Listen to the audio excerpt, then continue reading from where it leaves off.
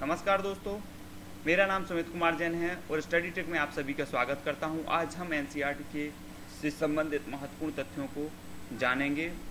इससे पहले हमने मुगल साम्राज्य के अंतर्गत बाबर के बारे में जाना, अब हम हुमायूं के बारे में पढ़ेंगे और महत्वपूर्ण तथ्यों को देखेंगे कि हुमायूं से संबंधित क्या महत्वपूर्ण तथ्य हैं जो बार बार परीक्षाओं में पूछे जाते हैं।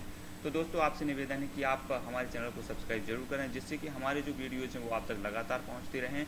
तो हम देखते हैं आज हुमायूं के बारे में। इसका पूरा नाम जो था वो था नसरुद्दीन हुमायूं। इसका पूरा नाम क्या था?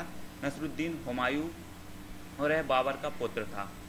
और बाबर के 4 पुत्र थे, जिनमें थे कामरान, अस्करी और हिंदाल। 3 और पुत्र थे हुमायूं के अलावा। तो ये 4 पुत्र बाबर के थे, जिनमें हुमायूं सबसे प्रतापी शासक हुआ, जिसका कि 29 दिसंबर 1530 को आगरा में 23 वर्ष की अवस्था में सिंहासन में बैठा। और दिल्ली की गद्दी पर बैठने से पहले हुमायूं बदखसा का सूबेदार था। कहाँ का सूबेदार था? बदखसा का सूबेदार था। दिल्ली की गद्दी पर जब जी बैठा, उससे पहले हुमायूं बदखसा का सूबेदार था। और 29 दिसंबर 1530 को इसका राज्याभिषेक हुआ, जब इसकी जो उम्र थी वो कितनी थी? 23 वर्ष थी। हुमायूं ने राज्याभिषेक के बाद अपना राज अपने 3 भाइयों, इसके जो 3 भाई थे कामरान, अस्करी और हिंदाल, तो इसने क्या किया कि अपने राज्य को तीनों भाइयों में बांट दिया। किसने? जो हुमायूं था उसने अपना राज्य तीनों भाइयों में बांट दिया। तो कहा जाता है कि राजनीतिक दृष्टि से इसकी सबसे बड़ी भूल थी जो इसने अपने तीनों भाइयों को अपना राज्य बांट दिया। हुमायूं ने दिल्ली के निकट दीन पनाह नगर की स्थापना की। क्वेश्चन बनता है कि दीन पनाह नगर की स्थापना किसने की थी? तो वो की थी हुमायूं ने। कहाँ पर की थी? दिल्ली के निकट की थी। उसका जो प्रथम शत्रु था वो कौन था? शेरशाह सूरी। शेरशाह सूरी जो था वह हुमायूं का प्रथम शत्रु था।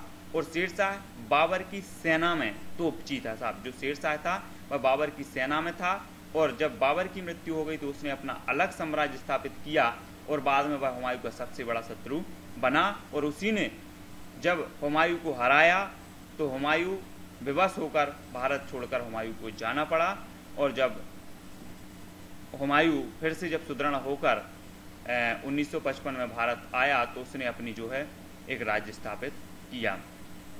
और शेरशाह सूरी ने चौसा के युद्ध में 1539 में किसको पराजित कर दिया? हुमायूं को पराजित कर दिया। और 1540 ईस्वी में कन्नौज बिलग्राम के युद्ध में पराजित होने के बाद हुमायूं को कहाँ? भारत छोड़कर बाहर जाना पड़ा।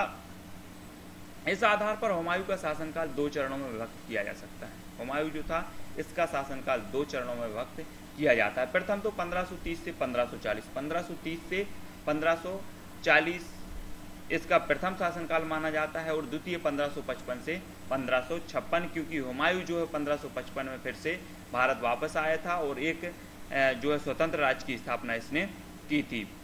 अपने निर्वासन काल के दौरान हुमायूं आरंभ में अमरकोट के राणा बीरसाल के महल में रहा और बाद में उसने ईरान के शाह के यहाँ शरण ली। जो हुमायूं था जब भारत से छोड़कर बाहर गया तो जो है अमरकोट के राणा बीरसाल के यहाँ इसने शरण ली थी और बाद में उसने ईरान के शाह के यहाँ शरण ली।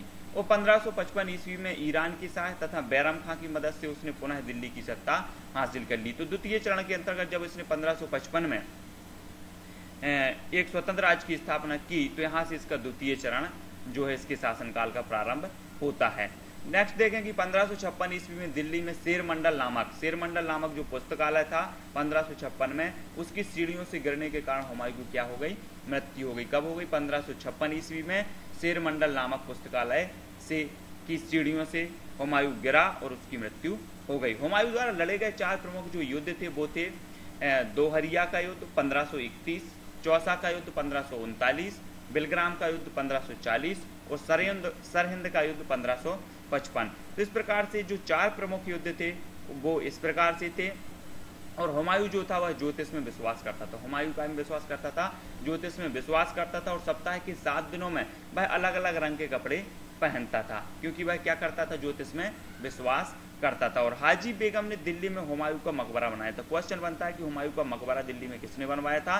तो वो बनवाया था हाजी बेगम ने। बार बार प्रश्न जो है प्रतियोगी परीक्षा में पूछा गया है। तो अच्छे से पढ़ना है इसको। हुमायूं की सौतेली बहन गुलबदन बेगम ने हुमायूं नामा की रचना की। ये क्वेश्चन तो बार बार आता ही है कि हुमायूं नामा की रचना किसने की, तो उसकी जो सौतेली बहन थी गुलबदन बेगम, उसने हुमायूं नामा की रचना की थी। तो दोस्तों हमने हुमायूं के बारे में महत्वपूर्ण तथ्य पूछे, जो बार बार प्रश्न हमने देखे, जो बार बार परीक्षा में पूछे ही जाते हैं।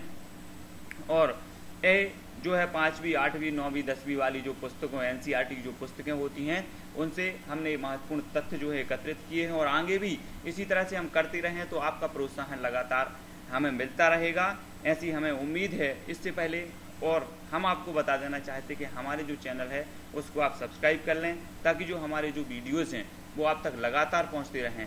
और अगर आपको ये वीडियो अच्छा लगा है तो लाइक करें और शेयर ज़रूर करें, और हमें प्रोत्साहन ज़रूर करें कमेंट के द्वारा, कि इसी तरह से, जिससे कि हम इसी तरह से और भी वीडियो एनसीईआरटी के अच्छे महत्वपूर्ण तथ्य, इतिहास के लगभग सर्वाधिक जो वीडियोज़ हैं हम बनाएंगे।